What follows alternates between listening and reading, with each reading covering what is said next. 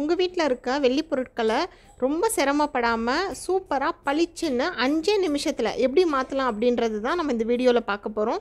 இந்த வீடியோ உங்களுக்கு கண்டிப்பாக யூஸ்ஃபுல்லாக இருக்கும். தொடர்ந்து பாருங்கள்.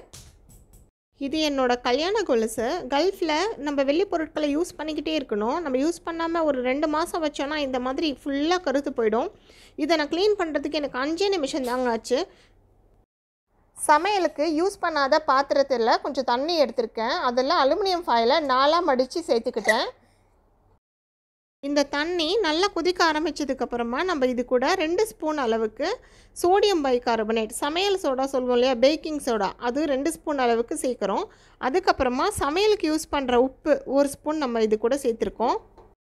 1 நிமிஷத்துக்கு நல்லா கொதிக்க விடுங்க. நல்லா கொதிக்கும்போது நான் ஆல்ரெடி எடுத்து வச்சுருக்க கொலுசை இது கூட நான் சேர்த்துக்கிறேன்.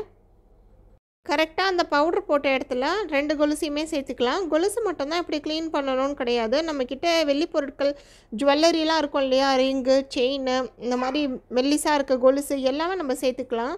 ரொம்ப சூப்பராகவே ஒரு 5 மினிட்ஸில் அழகாக க்ளீன் ஆகிடும்.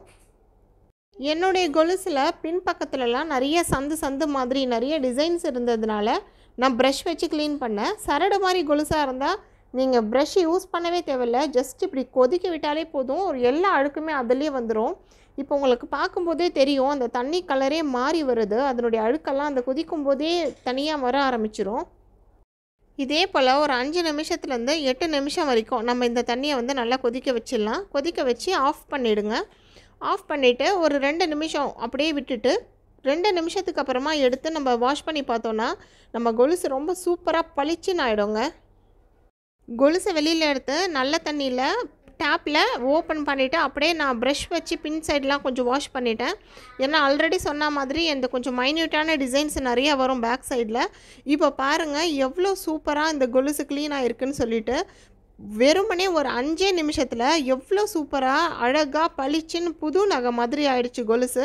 நீங்களும் வீட்டில் இதை மாதிரி ட்ரை பண்ணி பாருங்கள். பழைய வெள்ளி பொருட்கள் இருந்ததுன்னா இந்த மாதிரி ரொம்ப ஈஸியாக, அதாவது கை வலிக்காமல் கஷ்டப்படாமல் ரொம்ப சூப்பராகவே நம்ம க்ளீன் பண்ணிடலாம்.